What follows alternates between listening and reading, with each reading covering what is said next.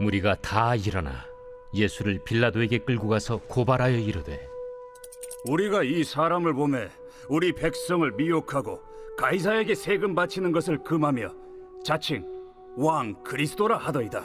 빌라도가 예수께 물어 이르되, 네가 유대인의 왕이냐? 내 말이 옳도다. 빌라도가 대제사장들과 무리에게 이르되, 내가 보니 이 사람에게 죄가 없도다. 무리가 더욱 강하게 말하되, 그가 온 유대에서 가르치고 갈릴리에서부터 시작하여 여기까지 와서 백성을 소동하게 하나이다. 빌라도가 듣고 그가 갈릴리 사람이냐 물어 헤롯의 관할에 속한 줄을 알고 헤롯에게 보내니 그때 헤롯이 예루살렘에 있더라. 자, 예수님은 이 다니엘서와 이제 시편의 말씀을 인용해서 자신이 이제 하나님 우편에 앉을 심판주다라는 것을 이제 밝히셨습니다. 그러나 이제 공회원들은 이를 이제 신성모독으로 여긴 거죠. 네가 하나님이냐 이렇게 여긴 거죠. 그래서 예수를 죽일 이제 확실한 명분을 얻었다라고 이제 생각을 했습니다. 그렇지만 이제 그들에게 없는 것이 하나 있는데 뭐냐면 이제 사형 집행권입니다. 그러니까 이건 사형을 시킬 수 있는 건 이제 로마 총독만 할 수 있는 거죠. 그래서 이들은 예수를 사형시키기 위해서 이제 로마 총독, 그 당시 이제 분봉왕인 이제 빌라도에게 이제 끌고 갑니다. 자, 그러면 예수님이 십자가에 못 박히시기 전까지 이제 어떤 일이 있었고 결국 이것은 누구의 계획대로 이루어진 일인가, 이것을 좀 오늘 본문을 통해서 살펴보도록 하겠습니다. 자, 예수님을 끌고 이제 온 그들이 이제 빌라도에게 가죠. 빌라도에 가서 이제 고발을 하는데 이렇게 고발을 하는 겁니다. 고발하여 이르되, 우리가 이 사람을 보매 우리 백성을 미혹하고 가이사에게 세금 바치는 것을 금하며 자칭 왕 그리스도라 하더이다. 자, 이들이 말하는 고발의 내용을 보면 예수라는 이름도 쓰지 않습니다. 그냥 이 사람 이렇게 얘기하죠. 이 사람이라고 이제 깎아내리면서 이제 로마에 대한 반역을 꾀하고 있다라는 걸 이제 강조하는 겁니다. 그러니까 왜냐하면 로마는 신성 모독에는 관심이 없어요. 뭐 그런 거 하든지 말든지 그건 너희들끼리 알아서 해라. 그래서 이제 이들이 지금 꾸미는 게 뭡니까? 정치범이다. 정치범으로 만들어야 되는 거죠. 그래서 얘기하는 게 우리 백성을 미혹하고, 그러니까 이 사람이 지금 우리 백성을 미혹한다. 그러니까 지금 미혹한다, 선동한다. 로마와의 질서를 지금 위협하는 일이다. 미혹해서 막 선동하고 있다. 그러니까 이거는 정치적인 문제니까, 그러니까 로마가 좀 개입을 해야 된다. 이제 이 얘기를 하는 거죠. 그리고 가이사에게 세금 바치는 것을 금한다. 이건 아시다시피 명백한 거짓말입니다. 예수님은 가이사의 것은 가이사에게 바쳐라 이렇게 얘기했죠. 바치지 말아라 이런 얘기는 한 적 없습니다. 그리고 로마의 세금을 걷는 또 세리들, 마태를 비롯해서 세리들과 되게 친하게 지냈죠. 가깝게 지냈던 분이 예수님입니다. 그 다음에 자칭 왕 그리스도라 하더이다. 이들은 그리스도, 그러니까 메시아를 지금 왕과 연결시킨 겁니다. 즉 로마에 대한 반역자다, 왕이다, 이렇게 얘기하는 거죠. 이거를 이제 강조하는 겁니다. 자, 예수가 정말 이러한 사람이라고 한다면, 만약에 진짜 이런 사람이면 이건 뭐 로마에서도 가볍게 볼 사항이 아니죠. 정치범이니까. 빌라도가 묻습니다. 그래서 네가 유대인의 왕이냐? 이렇게 이제 묻는 거죠. 이에 대한 예수님의 대답은 네 말이 옳다 이렇게 얘기하는 겁니다. 뭐 맞다 아니다 이런 식의 정확한 대답은 아니지만 네가 말했다. 네가 지금 그렇게 말했다. 이렇게 말을 함으로써 빌라도의 질문을 지금 인정을 하고 있는 겁니다. 자, 그런데 빌라도는 예수님에게 죄가 없다고 생각을 했어요. 자, 유대인의 관리들이 지금 막 대제사장이나 이런 사람들이 막 난리를 치고 있지만 자신이 뭐 유대인의 왕이다 라고 해서 지금 뭐 사람을 선동하고 그래서 뭐 군사를 모으고 뭐 모아서 뭐 로마와 전쟁을 치르고 뭐 그렇게 해서 체제를 전복시키려고 하는 증거가 없지 않습니까? 그냥 말로만 하는 거 아닙니까? 그런데 이제 이때 무리들이 등장을 하는 거죠. 빌라도가 예수는 죄가 없다라고 했지만 뭐 물러설 마음이 전혀 없죠. 그러니까 이제 그들의 목표는 예수를 사형시키는 겁니다. 그래서 이제 다시 한번 얘기하는 거죠. 우리가 더욱더 강하게 얘기해서 그가 온 유대에서 가르치고 갈릴리에서부터 시작해서 여기까지 와서 백성들을 지금 소동하게 했다. 막 하는 거죠. 고발하는 거죠. 갈릴리라는 말이 딱 듣자마자 빌라도가 예수는 갈릴리 사람이구나. 좋은 생각이 이제 딱 떠오른 거죠. 갈릴리 지역을 관할하는 이제 헤롯에게 보내는 겁니다. 이때 당시 헤롯은 이제 헤롯 대왕의 아들 헤롯 안티파스 아시죠? 그러면 자신도 이 헤롯에게 보내면 이 갈릴리 출신이니까 또 때마침 또 헤롯이 이 근처에 왔지 않습니까? 그래서 껄끄러운 재판에서 벗어날 수 있을 거라는 이제 생각을 하는 겁니다. 그래서 이제 예수를 헤롯에게 보내죠. 두 번째, 예수님은 이제 헤롯 앞에 섭니다. 때마침 예루살렘에 있었으니까. 그래서 헤롯은 예수님을 만납니다. 근데 이 헤롯은 예수님을 만난 게 너무 기뻤어요. 이게 8절부터 나오는 이야기인데, 헤롯은 진작부터 이 예수에 대한 소문을 듣고 있었습니다. 그래서 자신이 먼저 죽였던 사람 있죠. 세례 요한. 세례 요한이 다시 살아난 거 아닌가? 뭐 이런 생각까지 했습니다. 그리고 그가 정말로 소문처럼 아주 위대한 막 놀라운 기적을 일으키는가? 소문은 막 그러던데, 이제 그게 자신의 눈에 이제 보고 싶은 거죠. 내가 직접 보고 싶은 겁니다. 그래서 자기만을 위해서 놀라운 기적을 베풀 수 있는 좋은 기회. 이렇게 되니까 헤롯이 이 예수라는 사람을 드디어 내가 소문으로만 들었는데 진짜 볼 수 있는 겁니다. 그러니까 너무 기쁜 거죠. 그래서 여기서 헤롯이 예수님을 어떻게 생각하는지를 좀 우리가 엿볼 수가 있는데, 즉 헤롯에게 있어서 예수는 어떤 사람이냐면 동물원에서 제주 부리는 곰과 같은 존재인 겁니다. 그냥 구경거리인 거예요. 자기가 기적을 보여달라 그러면 예수는 막 보여주고, 신기한 일 보여달라고 하면 보여주고, 그런 대상으로 여기고 있는 겁니다. 여기에는 뭐가 있는 겁니까? 예수를 낮게 보는 거죠. 결국은 뭡니까? 자기가 높다라고 생각을 하는 겁니다. 교만함이 깔려 있는 거예요. 그런데 헤롯의 그런 기대감은 곧 실망으로 바뀝니다.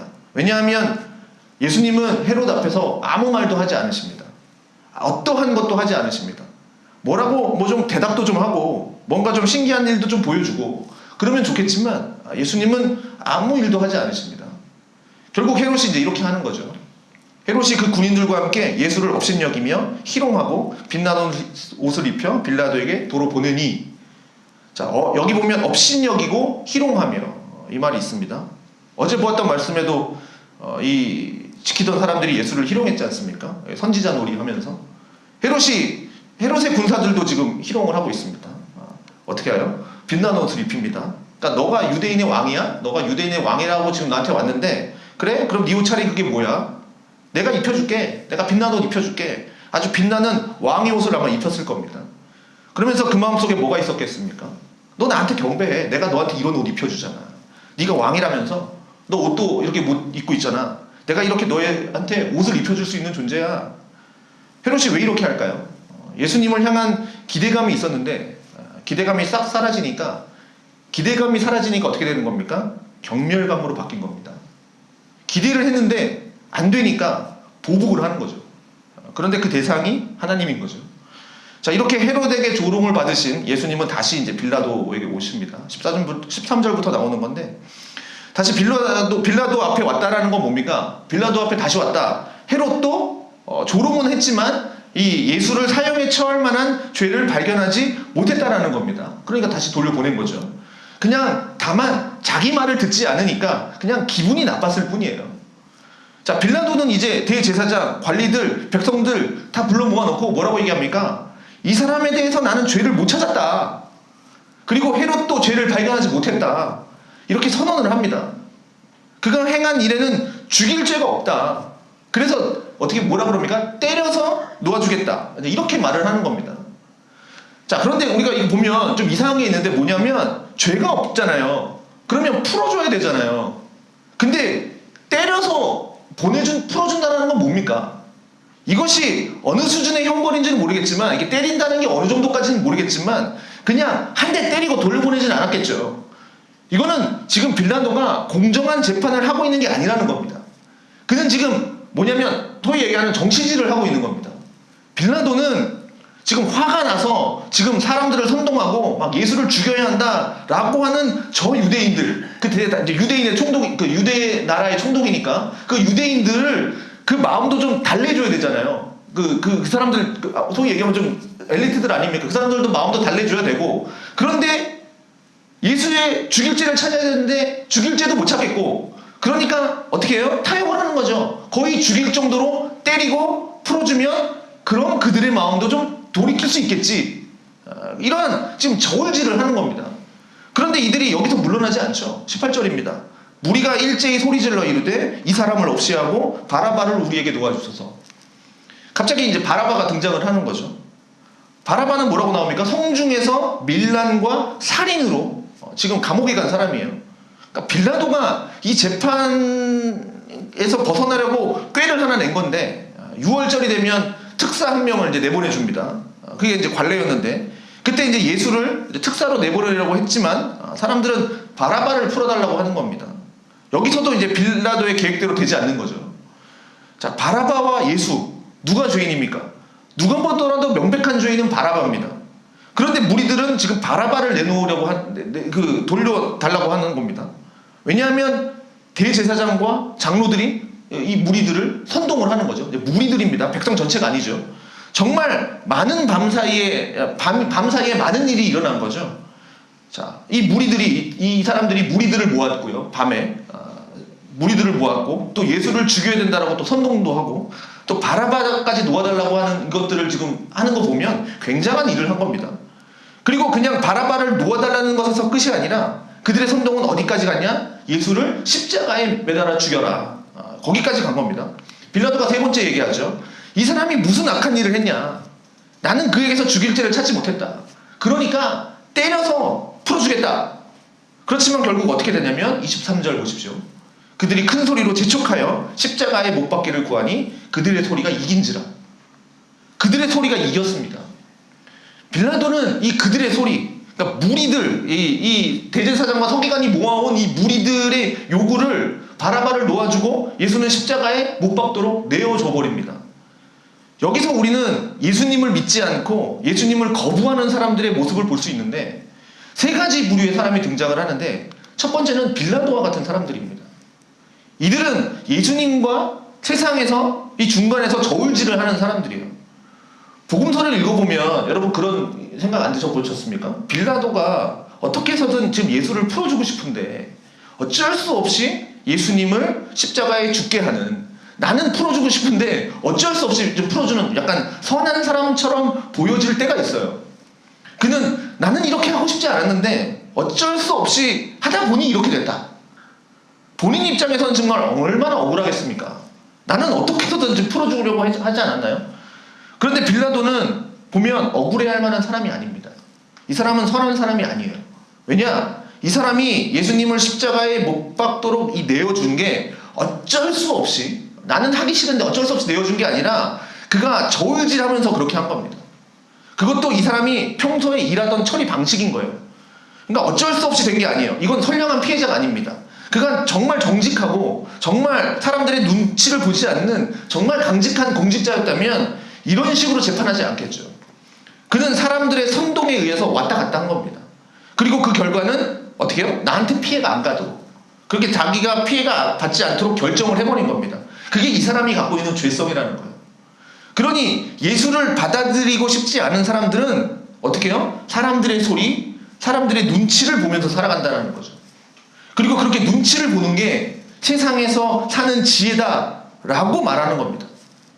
그렇지만 이건 지혜가 아니죠. 지혜는 오직 하나님의 말씀 앞에 있는 겁니다. 세상의 소리는요, 사람들의 눈치를 보는 건요, 하나님의 말씀과 반대로 갈 때가 많습니다. 세상 사람들의 소리와 하나님의 소리. 하나님의 말씀과 반대로 가기 위해서, 그런 명분을 쌓기 위해서 세상의 눈치를 보는 거고 세상의 소리를 듣는 거고, 그리고 변명을 하는 거죠. 아, 저들이 너무 심하게 나한테 요구해. 그래서 난 어쩔 수 없이 이거 하는 거야. 이렇게 변명을 하는 거죠. 우리가 하나님의 말씀으로 완전히 무장되어 있지 않으면 이렇게 빌라도 같은 사람들, 이런 사람들 사이에서 눈치 보면서 결국은 자기의 이익대로 결정을 하게 되고, 결국 예수님을 십자가에 못 박으라 라고 내어주는 것처럼 우리도 예수님을 세상에 내어주면서 그렇게 목자 없이 살아가는 인생이 되는 겁니다. 또 한 부류의 사람은요, 헤롯과 같은 사람들입니다. 이들은 예수님을 조롱하는 자들입니다. 왜 조롱합니까? 이 헤롯은 나보다 한참 아래라고 생각하니까요. 예수를 높이거나 예수를 존대하고 예수를 경배하고 그럴 생각이 전혀 없어요. 예수님에 대한 소문을 들었습니다. 아, 신기한 일을 하는 사람이구나. 야, 그 일이 나한테도 일어났으면 좋겠다. 그래서 예수를 이제 막 믿어보려고도 합니다. 예수님을 또 막 만나보려고도 해요. 그런데 헤롯 앞에 서 있는 예수님의 모습을 한번 보십시오. 한마디 말씀도 안 하십니다. 바리새인들이 와서 이전에 뭐 합니까? 막 아주 교묘한 말로 막 질문 던지고 막 책 잡고 할 때는 그 누구도 생각하지 못한 지혜로운 말씀으로 막 그들에게 가르치셨던 예수님이었는데, 헤롯 앞에서도 얼마든지 말씀하시면서 그에게 막 마음을 막 감동시키고 그러실 수도 있는 분인데 예수님은 어떻게 하십니까? 아무 말도 안 하십니다. 이것이 보통 사람들 앞에 나타나신 예수님의 모습이에요. 아무 일도 하지 않으세요.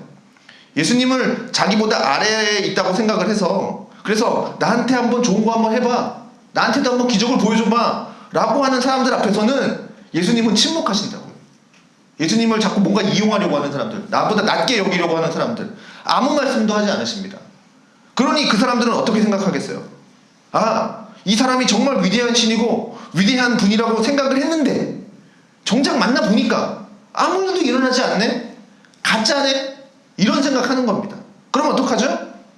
기대감이 조롱으로 바뀌는 겁니다.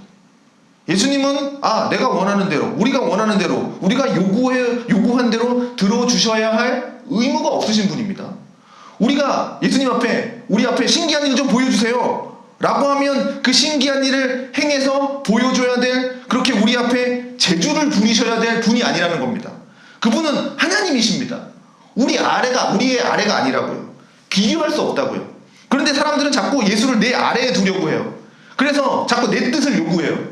내 뜻을 이루려고 해요. 들어주세요. 이거 해주세요. 그것에 실패하면 어떻게 돼요? 예수님에 대한 호감이 비호감으로 바뀌는 겁니다. 예수님을 좋아했던 마음이 이제 대적하는 마음으로 바뀌어요. 그리고 조롱해요. 예수 믿어도 별거 없어. 예수 아무것도 없어. 예수를 조롱하는 수많은 형태들을 한번 보십시오. 지금도 차마 입에 담을 수 없는 그런 모습으로 예수님을 조롱하고 있는 사람들이 보입니다. 또 하나는 대제사장과 서기관들에 의해서 선동된 무리들입니다. 이들은 처음부터 예수님에 대해서 나쁜 마음을 갖고 있는 사람들이 아닌 것 같습니다. 그래서 예수님에 대한 기대감, 그리고 또 메시아, 왕으로 모셔야겠다, 호산나 했지 않습니까? 이런 생각들을 하고 있었단 말이죠. 그렇지만 이 예수를 대적하는 자들의 적극적인 공격 앞에 이 무리들은 뜻을 같이 합니다. 그렇게 되니까 상황이 어떤지 지금 분별을 할 수가 없어요. 이게 선동자들한테 선동이 돼버린 거죠. 그러니 예수를 십자가에 못 박으라 라고 선동하는 그 사람들의 말에 의해서 그 사람들, 이 무리들도 막 그 분위기에 휩쓸려서 예수를 십자가에 못 박으라 막 하고, 그 다음에 막 바라바를 놓아줘라 막 이런 얘기하고 있는 거죠. 이 무리들이 분별을 못하고. 정신 똑바로 차리면 바라바를 놓아달라고 할 수 있을까요? 우리 사회에도 보면 정신 똑바로 차리고 있으면 뉴스 같은 거 보면 나오지 않습니까? 막 세상을 떠들썩게 하는 흉악범이 있었는데, 정말 흉악범이 있었는데 재판을 하는데 정말 이 사람은 누가 봐도 사형인데 징역 몇 년 막 이렇게 나오는 거죠. 그러면 막 세상이 막 들썩들썩 하지 않습니까? 법이 이러냐? 왜 재판이 이러냐? 막 그러잖아요. 그리고 그 사람이 이제 만기가 돼서 출소를 해요. 그럼 어떻게 되겠습니까? 우리 뉴스에서 봤잖아요. 어떤 분, 그 흉악범이 나오면 뭐라 그래요? 보복이 두렵다. 또 다른 피해자가 생긴다. 그래서 우리 동네에는 들어올 수 없다. 저 사람 딴 데로 보내라. 절대로 우리와 같이 살 수 없다. 그게 우리 나라 사회에도 이런 정서인데, 지금 바라바를 놓아달라라고 하는 거 있는 거죠. 흉악범이 바라바를 놓아달라. 너무 끔찍한 흉악범이지 않습니까? 살인을 저지른. 그가 우리와 함께 살겠다라는 거잖아요. 정신 똑바로 차리면 아마 그런 요구 안 할 겁니다. 근데 지금 이들은 이 선동가들에게 선동돼서 홀린 것처럼 이들이 완전히 뭔가 분별할 수 없기 때문에 지금 이러고 있는 겁니다. 왜 그렇습니까? 정확한 정의와 선행에 대한 확실한 생각이 없기 때문에 그냥 앞에서 선동하는 사람에 의해서 그냥 이리저리 이끌려 다니는 무리가 돼버린 겁니다. 역사를 보면 이런 일들이 정말 많이 일어났었죠. 앞에 소수의 사람들이 선동하면 뭔지도 모르고 막 끌려가고. 그래서 그리스도인들은 한두 사람의 말에 의해서 왔다 갔다 하는 사람들이 아니라 그렇게 되면 안 된다라는 겁니다. 우리는 분명 뭐가 있습니까? 성경에 하나님의 말씀에 우리의 생각을 두고, 그 하나님의 기초한 사상을 두고 그렇게 하나님의 나라의 원리를 이해하고 그것을 실천하면서 살아야 되는데, 그것을 모르면 이렇게 세상의 거대한 이 물결에 휩쓸려 버리게 되면 그냥 이리저리 요동치면서 그냥 휩쓸려 버리는 사람이 되고, 그건 곧 어떻게 됩니까? 예수를 부정하게 되는 거죠. 예수를 받아들이지 않는 거죠. 자, 오늘 본문 보면 결국 최종의 승리자는 누가 된 것 같습니까? 이 사람들 중에서 빌라도입니까? 헤롯입니까? 그렇다고 예수님이 승리하셨습니까? 아니죠. 최종의 승리는 누굽니까? 대제사장들과 관리들에게 있습니다. 23절에 이렇게 나왔잖아요. 그들의 소리가 이긴지라. 그리고 25절에도 보면 그들이 요구하는 자. 그래서 바라바를 놔주고 예수는 넘겨주고 그들의 뜻대로 하게 하니라. 이렇게 되어 있습니다. 그들이 이긴 것 같습니다. 그들의 뜻이 이루어졌습니다. 그들의 소리가 이루어졌습니다. 그렇지만 이 모든 것을 누가 준비하셨는가? 그리고 이 모든 것이 정말 누구의 뜻대로 이루어졌는가? 사실 이 대제사장들, 서기관들, 이들의 계획과 이들의 뜻대로 된 게 아니라 사실 이것은 다 하나님의 계획대로 된 거죠. 본래 이들은 예수를 잡으려고 했지만 6월절 지나고 잡으려고 했어요. 6월절이니까 좀 넘어가자. 그런데 가룟 유다의 갑작스러운 배신으로 인해서 갑자기 이 일이 6월절에 이루어지고, 그렇게 되니까 예수님은 자연스럽게 6월절에 어린 양으로 이렇게 이어지는 거죠. 자, 예수님의 이 십자가의 죽음은 보면 마치 우발적으로 그냥 그때그때 일어난 것처럼 보이지만, 지금 하룻밤 사이에 이렇게 막 변하지만, 그러나 이것은 하나님의 거대한 계획 속에서 이미 창세전부터 준비되고 계획되어 있던 일들이 일어났던 것이죠. 그 다음 여기서 바라바라고 하는 죄수는 어떻게 등장을 했을까? 이 바라바는 자기 욕심에 따라서 죄를 지었지만 어떻게 돼요? 결국은 예수님을 대신해서 풀려나게 됩니다. 이것도 보면 이 세상의 거대한 하나님의 창조의 역사 속에서 시작을 해서 아주 개인의 한 사람의 죄까지, 이 바라바의 죄까지도 예수님의 십자가의 죽음을 위해서 다 준비된 상황인 거죠. 예수님이 빌라도 앞에서 재판을 받으셔야 했던 이유도, 예수님은 죄가 없으시지만 세상의 재판장에게 그 정죄받고 사형에 처하게 됨으로써 우리에게 임할 심판에서 우리를 구원해 주시는 그런 일이 된 겁니다. 그래서 요한복음에도 보면 빌라도가 예수한테 물어보지 않습니까? 내가 너를 놓아줄 권한도 있고 너를 십자가에 못 박을 권한도 있는 것을 네가 알지 못하냐? 그랬을 때 예수님은 뭐라고 얘기합니까? 야, 그 권한 위에서부터 주지 않았으면 너는 나를 해야 할 권한이 없다. 그러니 이 모든 것이 뭡니까? 하나님의 계획하신 가운데에서 실행되지 않으면 이루어질 수 없는 일이라는 겁니다. 그러니 사람들이, 관리들이, 대제사장들이 자기 계획대로 되었다, 내 뜻대로 되었다, 내 소리가 이겼다 라고 말하지만 정말로 그들의 소리가 이긴 걸까요? 아닙니다. 하나님의 뜻인 거죠. 자, 말씀을 맺겠습니다. 사람들은 저마다 예수를 받아들이려 하지 않습니다. 그러한 모습이 다양하게 나타나죠. 그래서 평소에는 서로 자기의 이익을 위해서 싸우다가도 예수를 공격하기 위해서는 뜻이 하나가 되어서 친한 친구가 됩니다. 그래서 결국 세상이 이긴 것 같고 죄가 이긴 것 같지만 이 모든 것이 다 뭡니까? 하나님의 계획 가운데 이루어지고 하나님의 뜻대로 되는 겁니다. 그러면 하나님의 뜻은 뭡니까? 하나님의 계획은 뭡니까? 바로 우리와 같은 죄인을 구원하시는 것이 하나님의 뜻이죠. 하나님의 계획이죠. 이렇게 예수님을 조롱하고 예수님 업신여기고 예수님 배신하고 예수님을 십자가에 못 박으라 라고 외치고 있는 이 우리들을 구원하려고 하는 것이 하나님의 뜻이라는 겁니다. 본래 십자가에 달려 죽어야 할 것은 바라바지 예수님이 아닙니다. 그런데 예수님은 바라바와 자리를 바꾸셨습니다. 그래서 우리가 이 바라바를 생각하면 우리 운명이 떠오르는 겁니다. 우리는 나면서부터 하나님을 미워하는 존재로 태어났습니다. 우리는 살아가는 내내 하나님께 순종하기보다 하나님의 말씀 없이 그냥 여기면서 살아갔던 그런 나의 행복과 나의 만족만 추구하면서 살았던 사람입니다. 그러니 나는 날 때부터 이미 심판의 자리에 가도록 정해져 있는 사람인데, 그렇게 심판의 길을 걸어가고 있는 중에 바라바처럼 예수님이 오신 겁니다. 그리고 나를 풀어주시고 내가 있어야 할 그 자리에 예수님이 가신 겁니다. 바라바, 어쩌면 그 사람이 바로 나라는 거죠. 그 심판의 길로 가고 있는 나를 빼내주신 겁니다. 근데 그냥 빼주신 게 아니라 그 자리에 예수님이 대신 들어가신 겁니다. 그렇게 되니까 우리에게는 새로운 기회가 주어졌습니다. 우리는 새롭게 살아갈 기회가 주어진 겁니다. 그럼 이 길을 어떻게 살아야 될까요?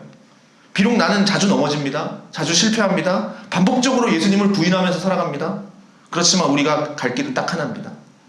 예수님께서 나를 대신해서 서셨던 그 자리에서 묵묵하게 아버지의 뜻을 이루기 위해 침묵하셨던 그 예수님을 바라보면서 기억하면서 우리를 그분께 드리는 삶을 살아가야 됩니다.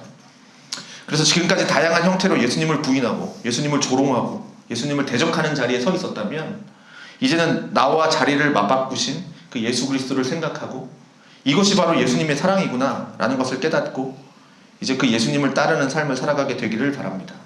자, 그러한 믿음으로 살아야 됩니다. 우리 예수님 바라보십시오.